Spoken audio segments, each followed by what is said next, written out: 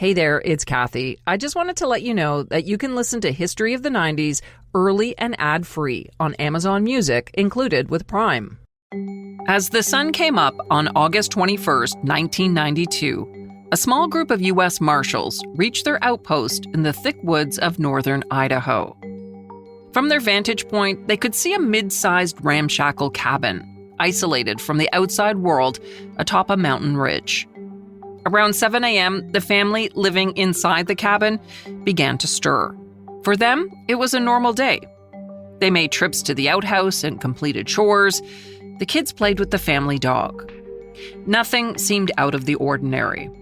Except everyone that came out of the cabin was armed, including the children. U.S. Marshals snapped photos of the mother, who was pacing nervously back and forth in a long white nightgown, lost in thought, as if she knew trouble was on the horizon. I'm Kathy Kenzora, and this is History of the 90s, a podcast about a decade that changed the world. In this episode, we look back at an event that ignited simmering anti-government sentiments and gave birth to the modern militia movement in the United States. This is the story of Ruby Ridge.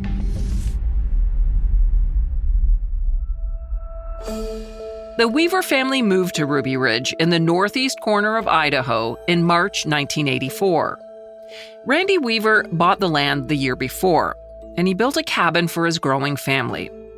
With no electricity or plumbing, the cabin was pretty basic. But it did have something that Weaver was desperately looking for: isolation. Set in an area with deep lakes and thick forests of Douglas fir, Ruby Ridge felt completely separate from the outside world. Randy, a former Green Beret, and his wife Vicki decided to move there when their extreme views about race and religion became an issue with friends and coworkers back home in Iowa. They felt out of sync with society and decided to forge a new life on their own in the hills of Idaho, where they could practice their non-traditional Christian beliefs how they wanted. Randy and Vicki were religious fundamentalists who interpreted the Bible literally and believed the apocalypse was imminent. They were also white supremacists.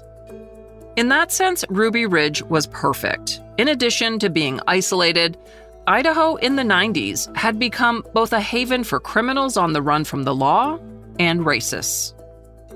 In fact, the white supremacist group, the Aryan Nations, had its main compound near Hayden Lake, Idaho, just an hour and a half away from the Weaver home. Once he moved to Ruby Ridge, Randy Weaver began attending Aryan Nations meetings, and it was at one of those meetings that his troubles began. In the course of those meetings, he met a man who turned out to be a federal informant, who asked Weaver to buy a couple of shotguns on his behalf and then to shorten those shotguns beyond the legal limit that we were allowed to shorten a shotgun in the United States. And so there's no evidence anywhere that Randy Weaver sought out the opportunity to sell the weapons. He was solicited, but in any case, he did it. That's Lane Crothers, a professor at Illinois State University and author of Rage on the Right. He says after Weaver was charged with selling illegally altered shotguns in January 1991, he put his property up as bail. And while he was waiting his court date, Weaver became convinced that if he was convicted, he would lose the property on Ruby Ridge. And so they made a decision as a family that they simply wouldn't leave the property. They were never going to allow the federal government to arrest them, and that essentially they would lock themselves up in their space.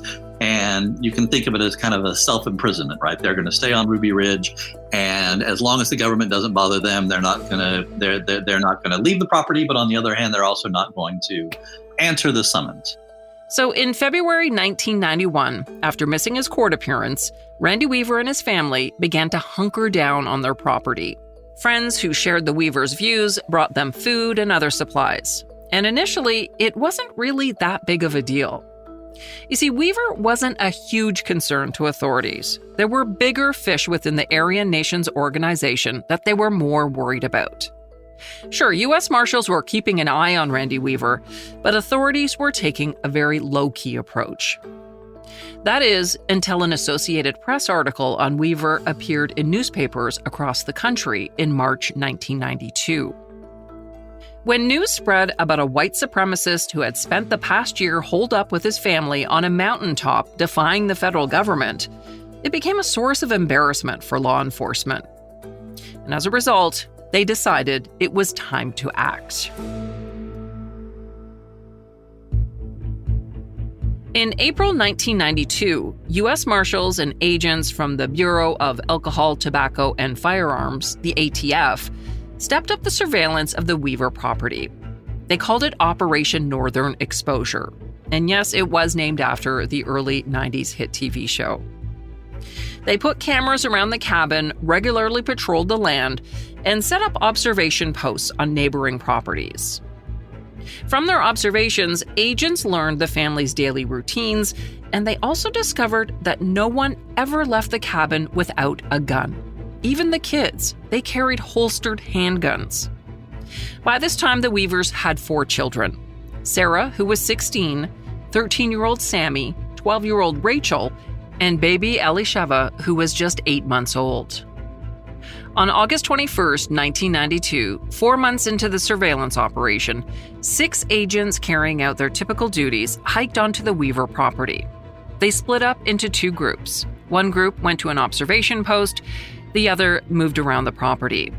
Exactly what happened next is still disputed, but here's what's been pieced together since then at trials and a U.S. Senate subcommittee hearing.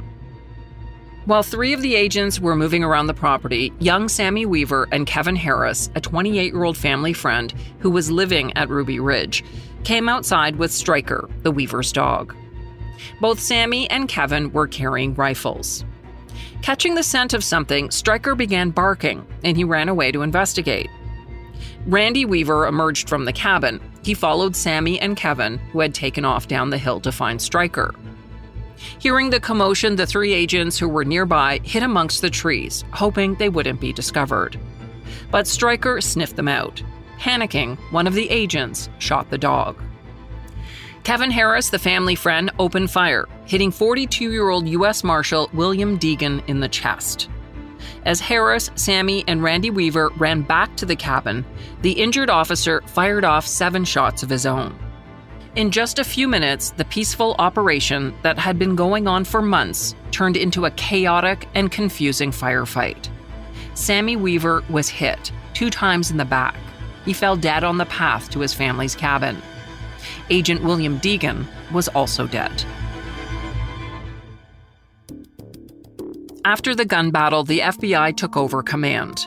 They sent in more than 100 agents and helicopters and small armored vehicles. It was still unclear what had happened, who fired first, and in the confusion, the agency revised the rules of engagement. The standard rules of engagement allow the federal agents to fire to protect civilian lives or the lives of fellow agents that are under immediate danger.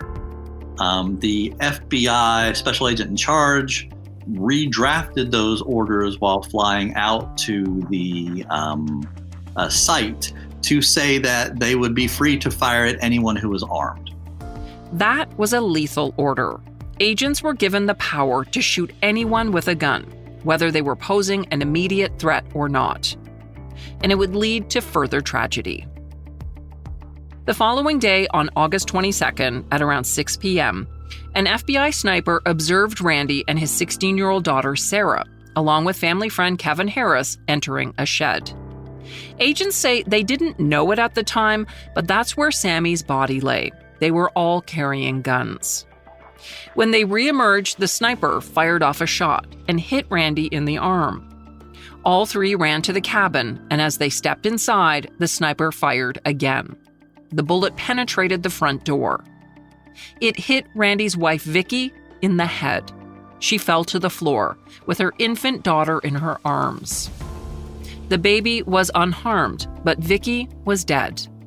Kevin Harris, the 28-year-old family friend, was also severely injured by shrapnel.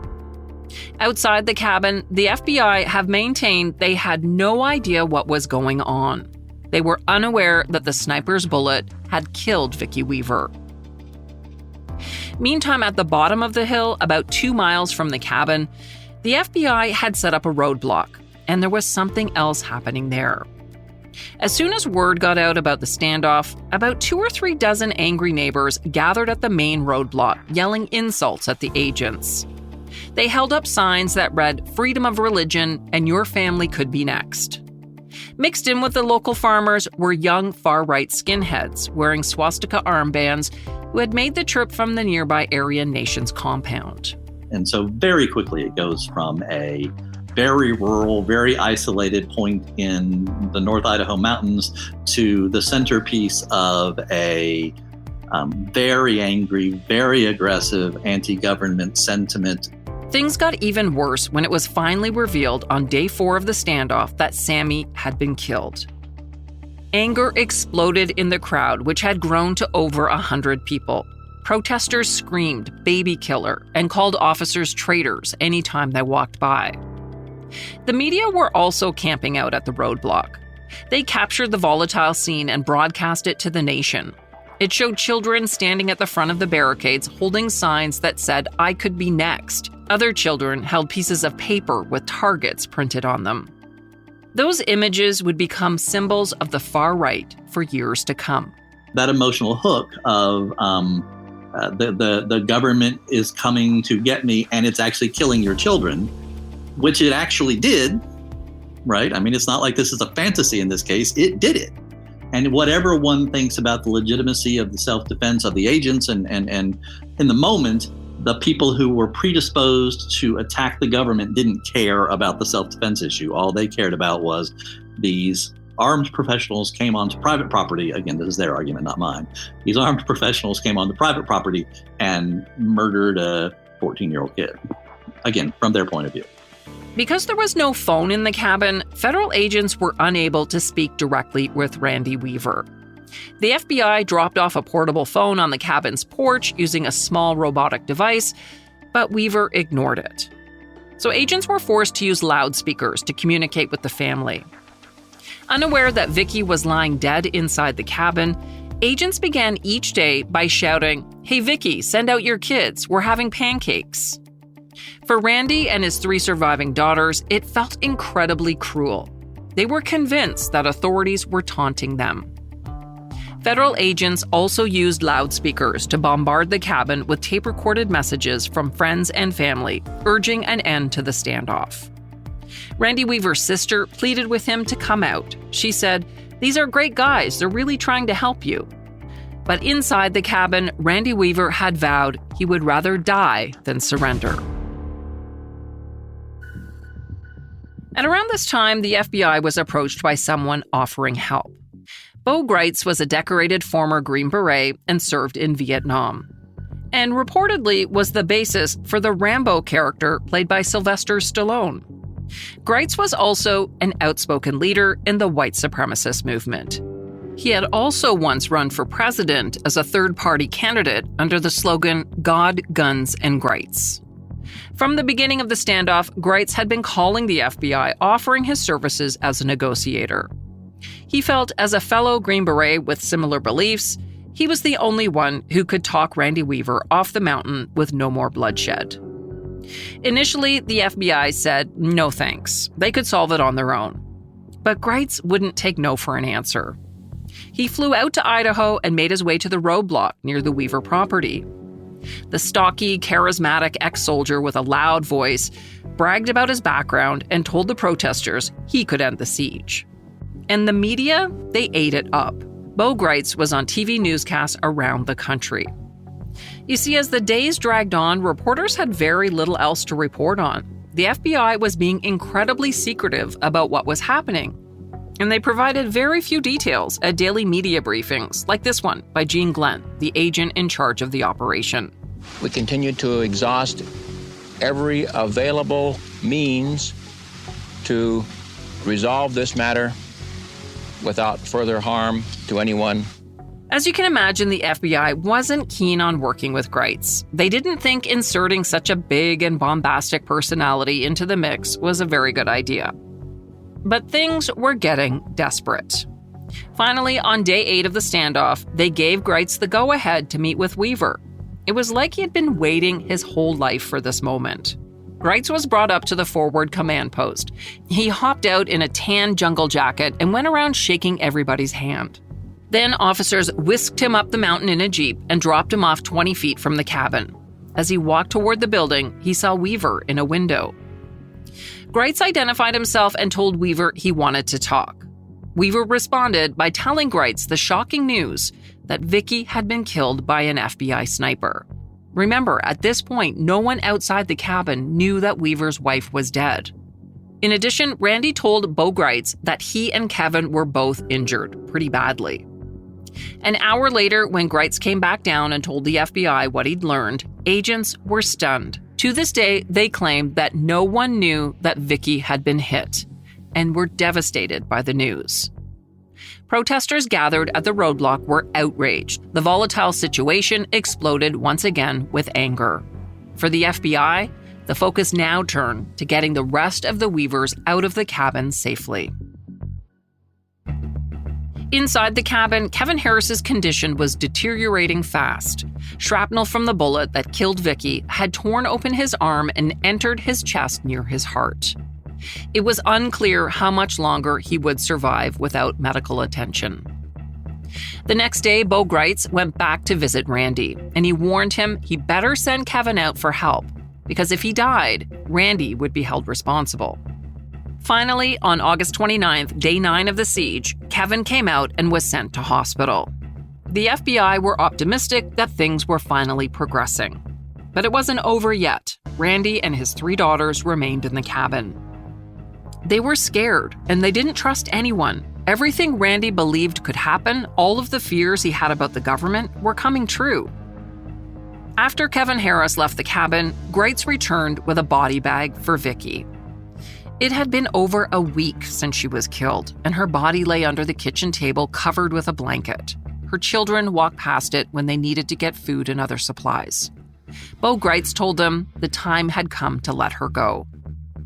He dropped the body bag on the floor, and Randy helped put Vicky inside. They zipped it up and carried her out of the cabin. The next morning, August 31st, Greitz went back up the hill to Randy. This time, he remained outside, begging Randy to come out. At first, it looked like he was digging in his heels, refusing to leave. Then, just after noon, the door to the cabin opened, and Randy and the girls came out into the sunshine. The 11-day siege was over. But the legacy of what played out in that isolated property on Ruby Ridge would last for years to come.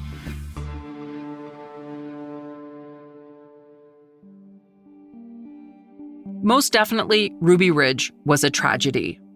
3 lives lost and many others permanently scarred by the events. But the standoff and Randy Weaver's case became something else, a valuable recruitment tool for elements of the radical right to start organizing. In particular, the modern militia movement. Lane Crothers says Ruby Ridge created the political space in which the modern militia could form. A number of such people began meeting, just a few months later, met in Estes Park, Colorado, and tried to put together a movement that reflected the hard right and the long-standing values of the hard right in America, but in a way that they hoped would avoid the overt racism and survivalism of the 70s movement. In other words, they wanted to create a militia movement in the 90s that was more palatable to more people. In a sense, it was a public relations campaign to put a new spin on an old way of thinking. The ideas that those groups built on are deeply embedded in American political culture and American political life. This notion that there's an abusive federal government or central government that's risking liberty. That's the core argument of the American Revolution, right? You read the Declaration of Independence, that's what the whole thing's about. The notion that there are these armed militia groups that went out and citizen soldiers who came and saved the country from the abuse of authority, these ideas are deeply embedded in our society.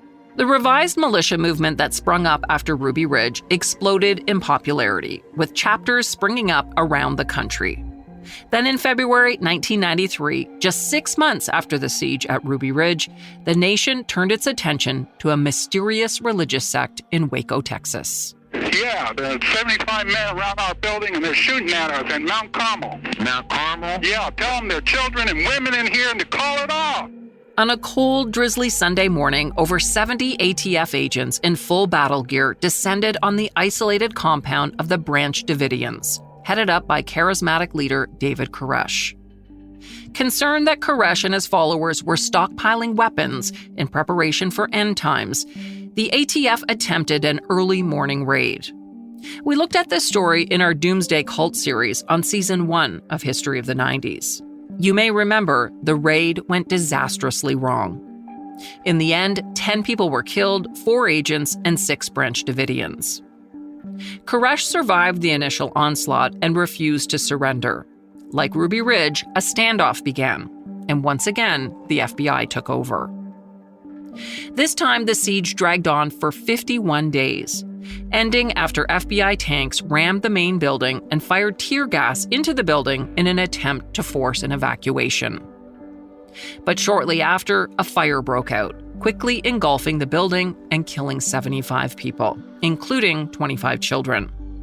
For many on the far right that already had anti-government attitudes, the incident confirmed the narrative that the feds were coming for their weapons and their property. Together, Ruby Ridge and Waco were a powerful combination. It validated the belief of the far right that they were at war with the federal government. Experts have said, had only one of those events occurred, things might have been different. But coming as they did as a 1-2 punch, the ramifications were massive.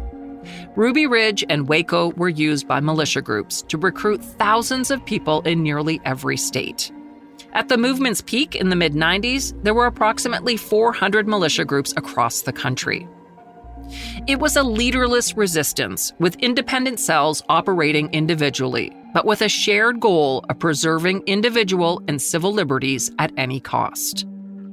Michigan, in particular, was a militia hotspot. Multiple organizations loosely formed into an umbrella group known as the Michigan Militia, headed up by Norm Olson, a pastor and gun shop owner. Members were recruited at gun shows, attended public meetings at libraries and schools, and listened to militia talk show hosts on shortwave radio. Ruby Ridge also turned Randy Weaver into a hero for the movement. But it wasn't a role that he latched onto. Weaver spent much of the 90s embroiled in legal matters before slipping out of the public eye. Following the events at Ruby Ridge in August 1992, both Weaver and Kevin Harris were charged with multiple offenses, including the murder of FBI agent William Deegan. At trial, defense lawyers focused heavily on the narrative that the government had abused its authority in the Weaver case, first by entrapping Weaver in the original gun charge, and next by illegally intruding on his private property. Multiple conspiracy theories were also floated by defense lawyers, muddying the waters even further for jury members. In the end, Harris was found not guilty of all charges, and Weaver was only found guilty on the failure to appear charge from the original gun case. He was sentenced to 18 months in jail and received a $10,000 fine.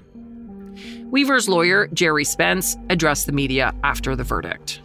It proves again that a jury, if it has all the facts, can do justice in this country.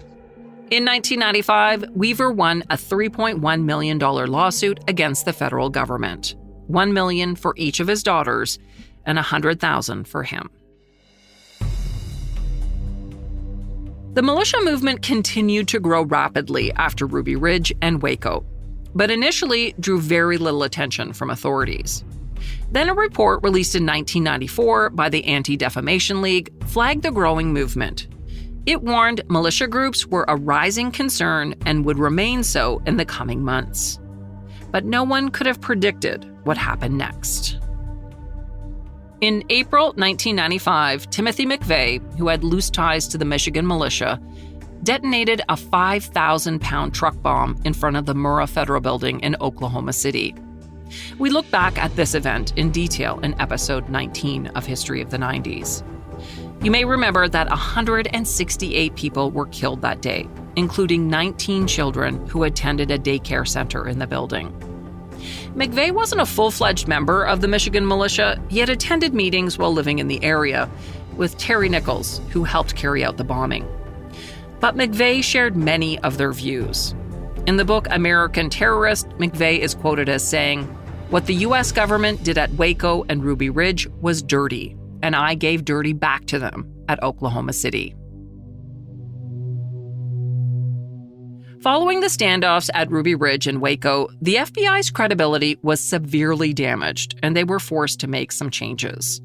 In the case of Ruby Ridge, FBI Director Louis Freeh told Congress in 1995 it was a series of terribly flawed law enforcement operations with tragic consequences. Freeh ended rules of engagement that allowed FBI agents to shoot on sight. The FBI director also revamped the Bureau's crisis response structure and disciplined 12 FBI employees after concluding none had committed any crimes or intentional misconduct.